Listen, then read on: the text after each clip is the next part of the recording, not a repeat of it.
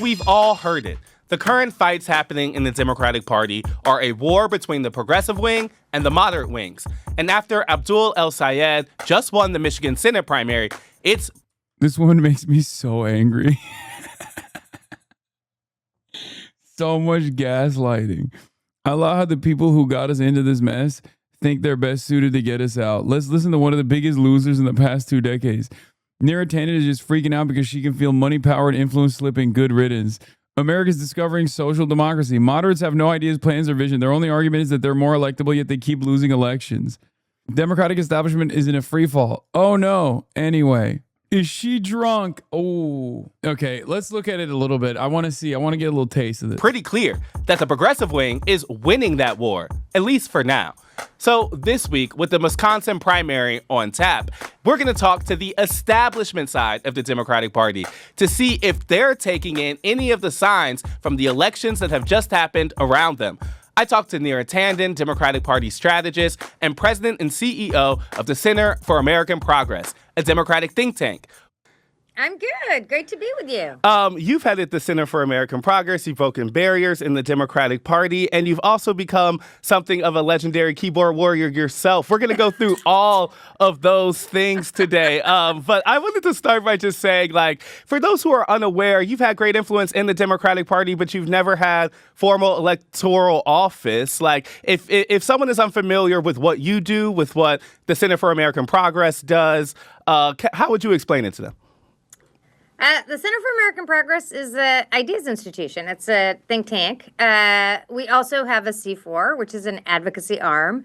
So our goal... Oh my God, I think she is drunk. Oh my God. Oh no. Oh no. is to develop ideas that solve the problems of the country. And we hope to build a broader scale, progressive, center-left majority, like pull the country back from the authoritarian grips it's in right now. And we think ideas are central to that. How much of your mission is within the Democratic Party and steering the direction versus kind of a broader opposition of Donald Trump?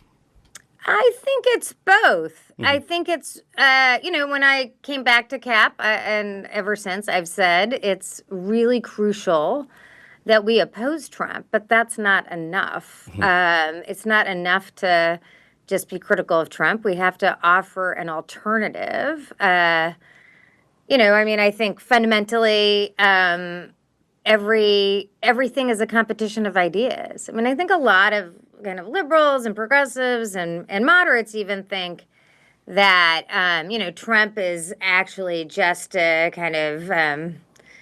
like message machine, but he has ideas, and I don't like many of them, or if not all of them. But he is a disruptor, offering ideas, and I think that we have to compete with those ideas for the country. And I generally believe that we have to compete everywhere for ideas. So why she said ideas like Dave Rubin like 15 times, bro? What is going on? Look, I don't. Yeah, smear. Neera Tankery.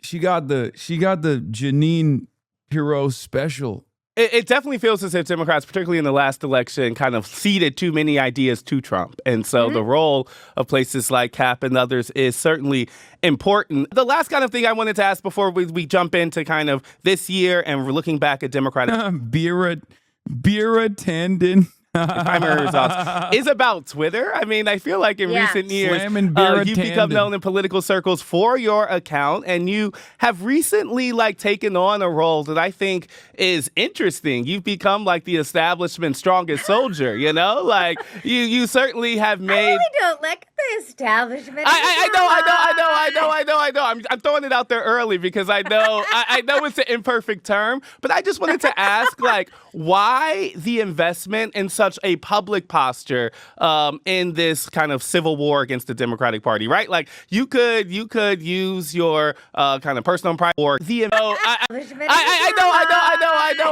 I'm really have made. I really don't like the establishment. I know. I'm throwing it out there early because I know it's an imperfect term, but I just want to. Oh my God, she's fucking wasted, bro. That is crazy. What is going on? to ask, like, why the investment in such a public posture in this kind of civil war against the Democratic Party, right? Like, you could use your kind of personal and private influence. You could talk about it at cocktail parties, but you've made this a public part of your kind of political identity. Why? Yeah, I want to separate a few things out. First, I mean, over the last couple of weeks, I got very invested or involved via Twitter in, in my view, defending Haley Stevens from what I thought was pretty vicious attack. Now, I worked with Haley way back in 2008. She's a friend of mine. I thought she was getting really attacked. And I do think this thing happens in Twitter where you say something, people kind of attack it, then you end up counterpunching. Like, you're not, I feel like it was defending myself, but it does feel like the spiral is hard to get out of. Yeah. The spiral is really hard to get out of. And so, I hear that, and I hope we'll move out of the primaries. I'll be defending all these candidates. But I also think, honestly, that's a place where a lot of narratives get born, particularly with... She literally lost a Senate confirmation because she couldn't stop fucking tweeting. By the way, just a, funny reminder of what her career looks like right now. So she's in the trenches with us when maybe she should be spending a little bit more time at AA or something and like fix her fucking life. Like with reporters. I lived through the first Trump term and really importantly, the Democratic primary in 2019 and 2020. And I thought that was a place where Twitter narratives became like the lens by which people, reporters and political actors, and a lot of people looked at where the debate was. A water cooler of a lot of people who were setting narratives for the larger race. 100%. So to me, I think it's really important to disrupt some narratives that I think have taken hold. And I think, it's interesting, right? Because I totally understand. Okay, I don't know if it's bars or if it's actually alcohol, but it's something. Like, she is definite. She seems inebriated, man. 100% why, people are angry at the quote unquote establishment, and I believe there's a competition of ideas. I just personally, just to say this, think that there is a real opportunity over the next 3 years, 2.5 years, to build actually a strong majority, not just like a 50-50 election, but a big majority against this authoritarian threat, but also for, not just against, but for, essentially a Democratic Party that represents the underdog. Like, to me, in my whole life, when I've thought about the brand of the Democratic Party, I've always thought about it. I mean, people will think this is weird if they're like only on Twitter, but like I actually believe that the Democratic Party is. It's funny because she also knows like how she comes across on Twitter. Like, she literally just said, "Oh, people would think I'm like pro-establishment if they only look at my Twitter." It's like, okay, well then stop fucking tweeting. What the fuck's wrong with you? God, she is so ass. It's hilarious. It's bad. This is better than I expected. I'm gonna be honest. Like, I when I clicked on this interview, I was like, we'll maybe look at it a little bit because I can't stand her at all. But she is just rambling. It's like, it's sad as hell. When it is fighting for people who are on the losing end of opportunity. And like all three presidents, I will say, I'm very lucky to have worked for three Democratic presidents, Bill Clinton, Barack Obama, and Joe Biden, and all three of them, like, every day got up thinking about how they can position themselves. Opportunity people. I wanted to ask, though, about what that means, because I do think the definition of how you position oneself to fight or even support the underdog is changing right now. And I think that speaks to the last year of primaries.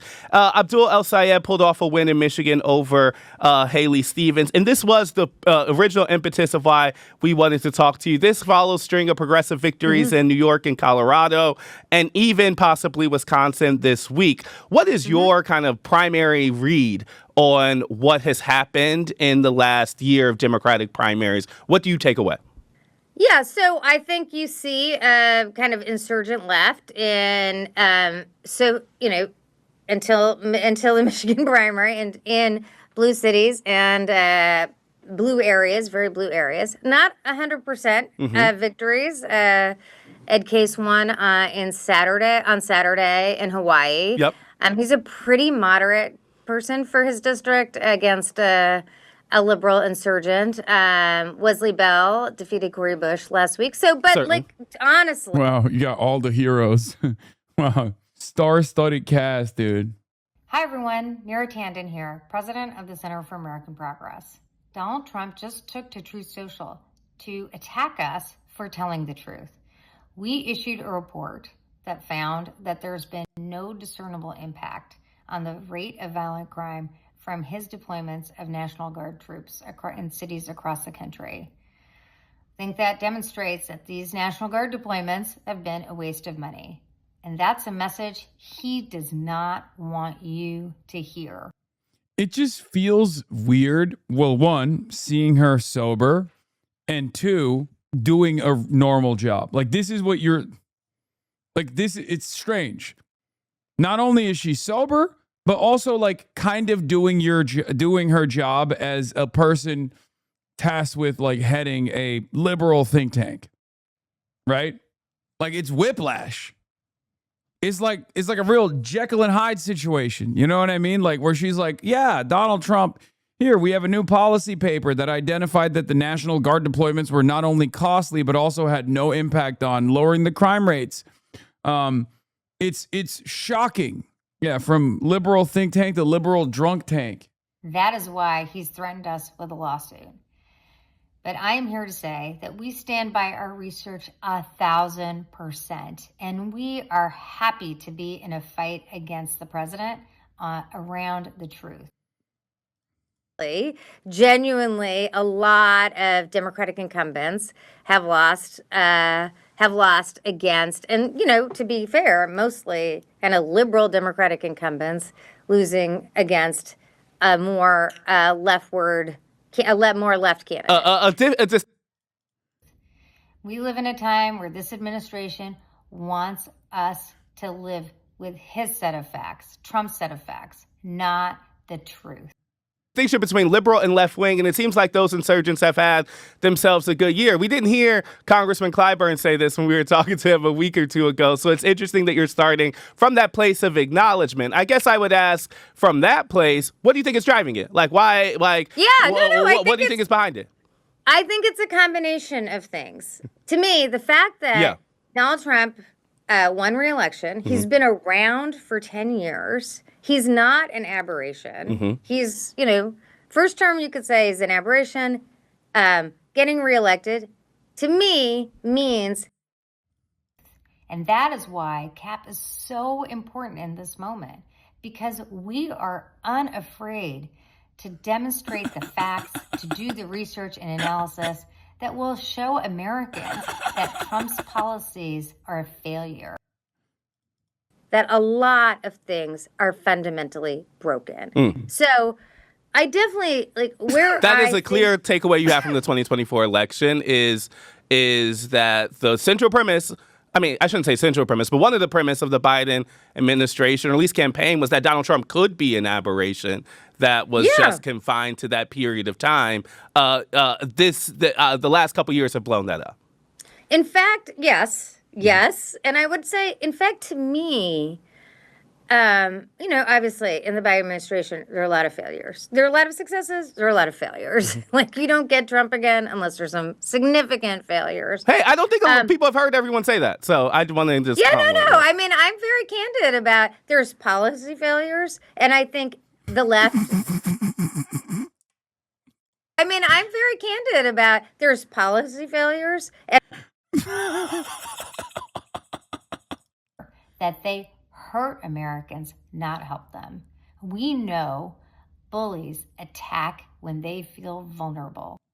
And I think the left and the center should acknowledge that immigration was a big issue and we should have handled it in the administration earlier. You're talking about that kind of 2021, 2022 surge. 2023 surge. 2022 to 3. Yeah, surge at the southern border. Yes, at the border. And that, and I think, honestly, there were a lot of people who wanted to handle that later because of, inter-party friction, Facts are a vulnerability to Donald Trump, and that is why we are in this fight.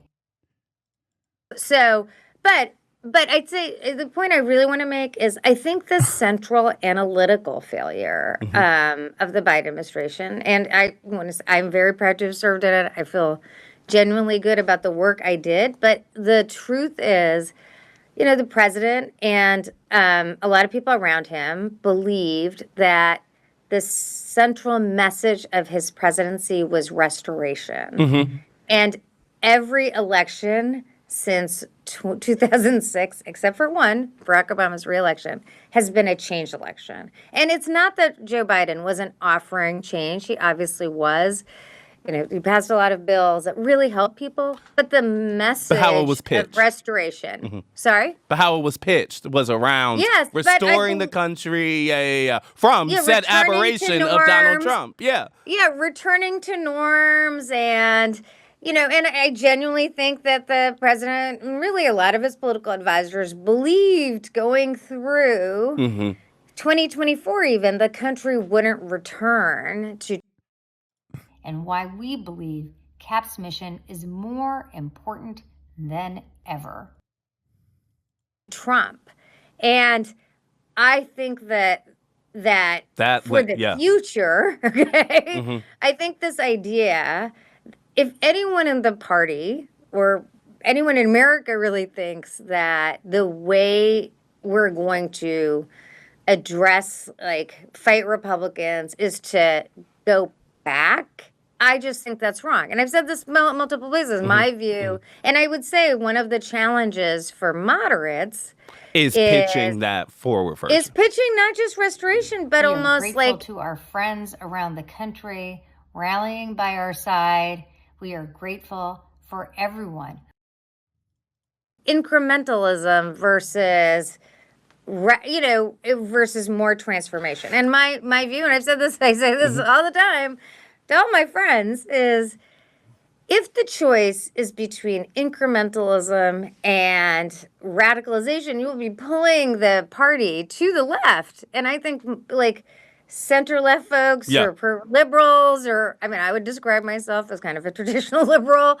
We have to offer a vision that is transformative, that actually addresses how did we get Trump? Yeah. Okay. And I think this is the central question in the Democratic Party. What I think in my head is it is possible to put together a coalition that gets out of this 50-50 politics. One of the big problems of the last 10 years is that Republicans 51-49. Yeah. 51-49. Everything is 51-49, and it's never caused either party, but particularly Republicans. Your goal is an undeniable. Bro, it's so crazy that Ested has to literally finish half of her ramblings. So far, it's been 13 minutes, and I'm almost certain that Ested spoke 13 times to basically try to wrap it up, to try to get her to find a coherent through line. He's mansplaining? No, he's not. He's just explaining. He is trying desperately to make a coherent narrative stick here. That's why he just keeps going, and that's what you want to do, and that's what this is happening, and and that's what Joe Biden did. Yeah, he's sober-splaining. He's trying to sanewash Neera Tanden to the best of his ability, and I'm afraid he's kind of failing to do so here, okay? He's sober steering the booze cruise. Yeah, he's the designated driver. Yeah, I can't watch the rest of this. This is a ramble.